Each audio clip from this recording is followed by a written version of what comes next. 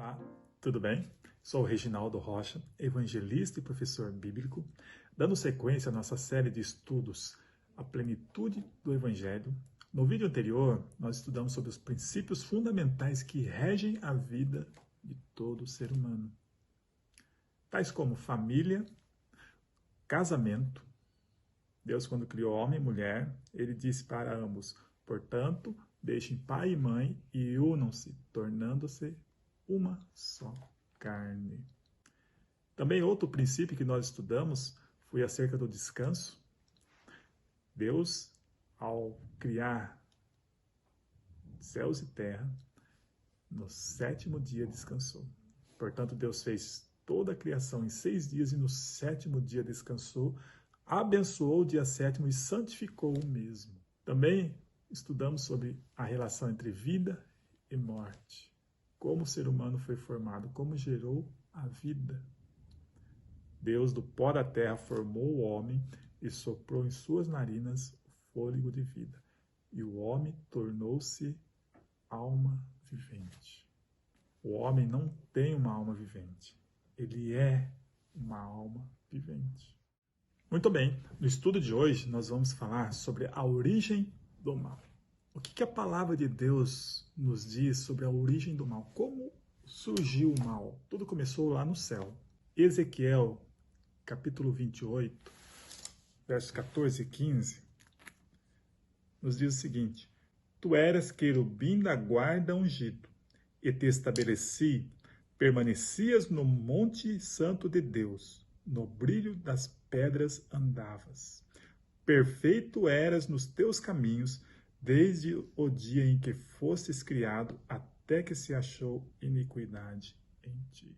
A palavra que diz a respeito de Lúcifer, que era um querubim guardador da lei. Ele era o principal anjo celestial. Ele que era o guardador da lei. Estava ali ao lado do trono. E a palavra diz que ele era perfeito, até que se achou iniquidade nele. E aí você pode perguntar, como assim achou iniquidade em um anjo? Todo ser criado tem a liberdade de escolha. Deus ele dá o livre-arbítrio. Nós vamos estudar isso mais para frente. Cada um de nós também temos o livre-arbítrio, a liberdade de escolha. Todo ser criado por Deus tem essa prerrogativa também, de serem livres para escolher. Deus não criou nenhum robô já programado para fazer a vontade dele, do jeito que ele quer. Não, todos nós somos livres para adorá-lo por tudo que ele fez por nós. Eu e você temos a liberdade de adorar a Deus, de escolher adorar a Deus ou não adorá-lo. Ser grato a Deus ou não ser grato. Todo ser criado é livre. Os anjos também são livres. Entre Deus e o homem. Olha só o que diz em Gênesis capítulo 3, verso 8. Quando ouviram a voz do Senhor Deus, que andava no jardim pela virada do dia, esconderam-se da presença do Senhor Deus, o homem e sua mulher, por entre as árvores do jardim. Na virada do dia, Deus ia se encontrar com Adão e Eva. Ia se relacionar com eles. Todos os dias, na virada do dia, tinha um encontro. Porém, esse relato aqui nos diz que algo estranho estava acontecendo. Pois Deus, na virada do dia, foi conversar com eles, foi procurar Adão e Eva e não os encontrou. Eles estavam escondidos. Também o relato diz que eles estavam nus e sentiram vergonha e se esconderam entre as árvores. O que de errado estava acontecendo ali é o que nós vamos estudar hoje. No livro de Isaías, capítulo 14, do verso 12 ao 14. Como caístes do céu, ó estrela da manhã, filho da alva, como fostes lançado por terra, tu que debilitavas as nações. Tu dizias no teu coração: eu subirei ao céu, acima das estrelas de Deus, exaltarei o meu trono e no monte da congregação me assentarei nas extremidades do norte. Subirei acima das mais altas nuvens e serei semelhante ao Altíssimo.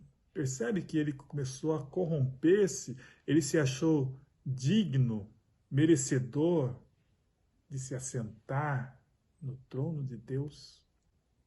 Ele começou a olhar para si e perceber que ele poderia ser mais do que aquilo que ele era. Começou a brotar nele a ganância, o desejo de ser superior, tomar posse daquilo a qual não era seu. Livro de Ezequiel, capítulo 28, agora o verso 16 e 17. Diz o seguinte: na multiplicação do teu comércio se encheu o teu interior de violência, e pecastes, pelo que te lançarei profanado fora do monte de Deus e te farei perecer, ó querubim da guarda, em meio ao brilho das pedras. Elevou-se o teu coração por causa da tua formosura, corrompestes a tua sabedoria por causa do teu resplendor. Lancei-te por terra diante dos reis, te pus para que te contemplem. No livro, o apóstolo João, ele nos clareia um pouco mais do que aconteceu lá no céu. Capítulo 12 de Apocalipse, versos 7 ao 9, diz o seguinte: houve peleja no céu. Miguel e os seus anjos pelejaram contra o dragão, também pelejaram o dragão e seus anjos. Todavia não prevaleceram, nem mais se achou no céu o lugar deles. E foi expulso o grande dragão, a antiga serpente que se chama Diabo e Satanás, o sedutor de todo o mundo. Sim, foi atirado para a terra, e com ele os seus anjos. Satanás e seus anjos foram expulsos do céu e foram lançados para a terra. E aí, voltando lá na criação, em Gênesis capítulo 2, Deus, ao criar Adão e Eva, ao criar o homem, Deus dá a seguinte ordem para eles. E o Senhor Deus lhe deu esta ordem: de toda a árvore do jardim comerás livremente, mas da árvore do conhecimento do bem e do mal não comerás, porque no dia em que dela comeres, certamente morrerás. Esta foi a única ordem que Deus deu a Adão e Eva. Tudo que há no jardim vocês podem comer, toda a árvore, mas aquela árvore do conhecimento do bem e do mal não comereis, porque do dia que comerdes, certamente, é certo que vocês vão morrer.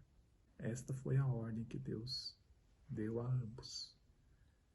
No capítulo 3 de Gênesis, verso 1, continua o relato. Mas a serpente, mais sagaz que todos os animais selváticos que o Senhor Deus tinha feito, disse à mulher: é assim que Deus disse? Não comereis de toda a árvore do jardim? Percebe que aqui já começa uma mentira? A serpente, ela já começa a conversar, começa um diálogo com Eva. Ela faz uma afirmação e leva a Eva a ter um diálogo com ela. Ela diz: é verdade que Deus disse que de toda árvore você não pode comer? Já começa com um questionamento mentiroso. Verso 2, ó.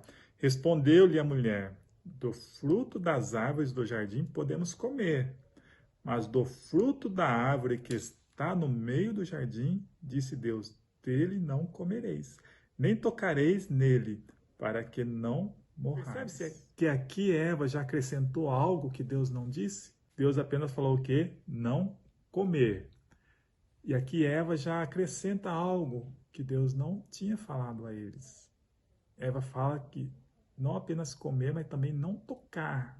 Então a serpente disse à mulher: é certo que não morrereis, porque Deus sabe que no dia em que dele comerdes, se vos abrirão os olhos, e como Deus serei conhecedores do bem e do mal. Então a serpente, ela diz: é certo que vocês não vão morrer. É mentira de Deus. Porque Deus sabe que no dia em que vocês comer do fruto, vocês serão como ele, igual a Deus, conhecedores do bem e do mal.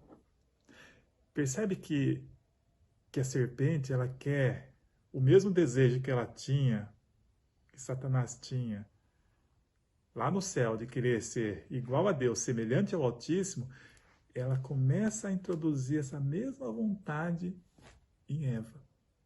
Ela diz, Deus sabe que no dia que vocês comerem do fruto, vocês serão semelhantes a Ele, igual a Deus, conhecedores igual a Deus. E Eva começa a brotar nela também esse mesmo desejo. E olha o que diz aqui o texto a seguir, o verso 6.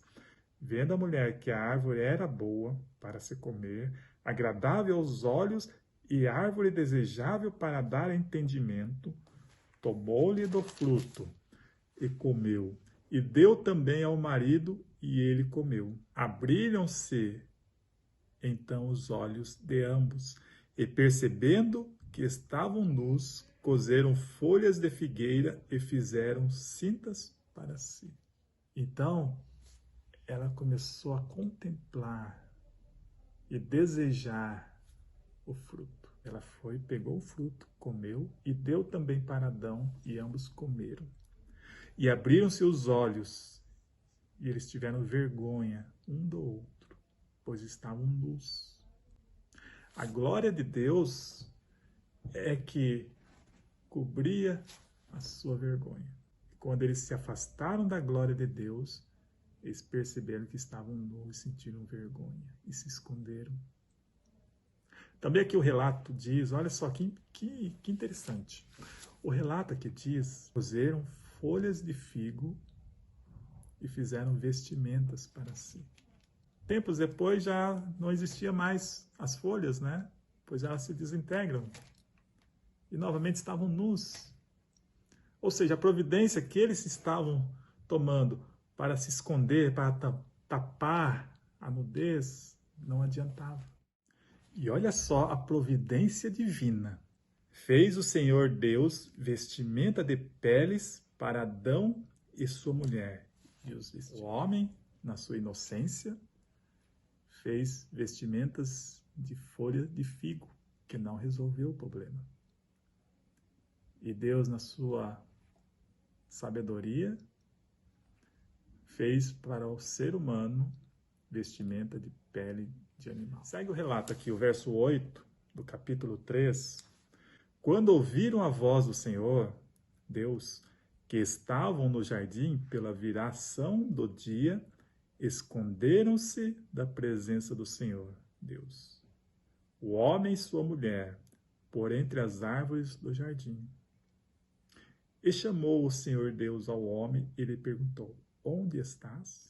Percebe que mesmo o homem se afastando da presença de Deus, se escondendo de Deus, com medo, com vergonha, Deus vai procurar o homem aonde quer que ele esteja.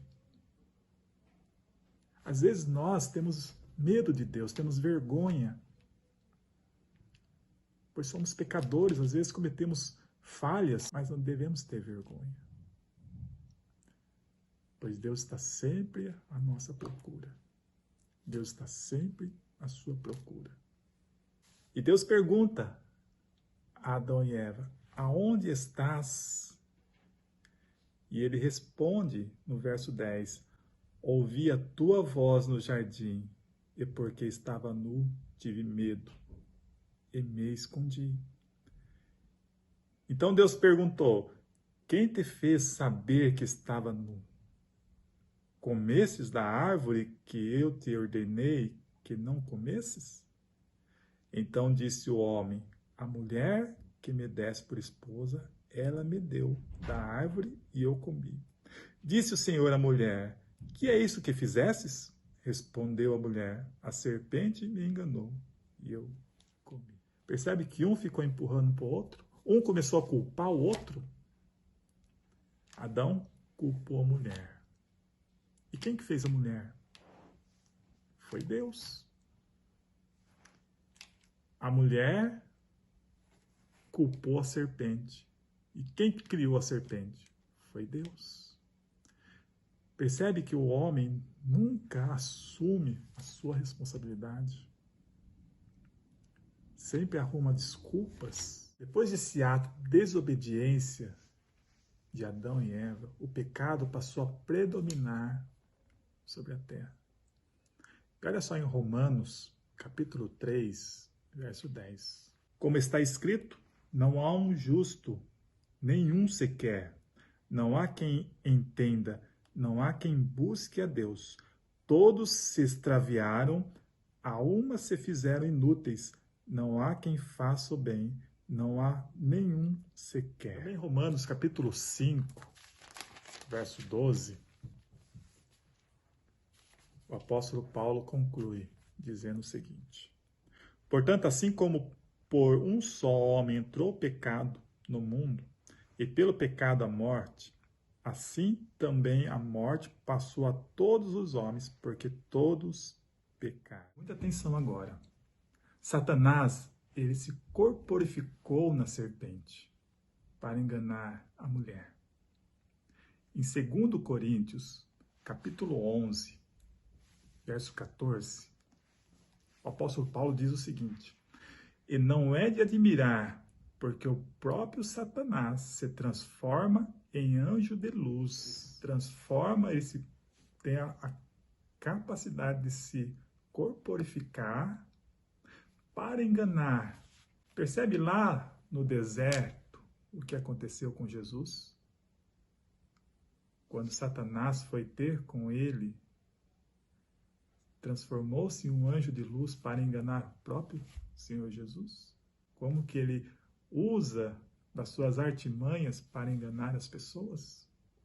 Outro ponto interessante, em Apocalipse capítulo 12, o verso 4, o apóstolo João escreve o seguinte: a sua cauda arrastava a terça parte das estrelas do céu. Estrela, em profecia, representa anjos. Então aqui, o apóstolo João está dizendo que Satanás, ele arrastou 1/3 dos anjos.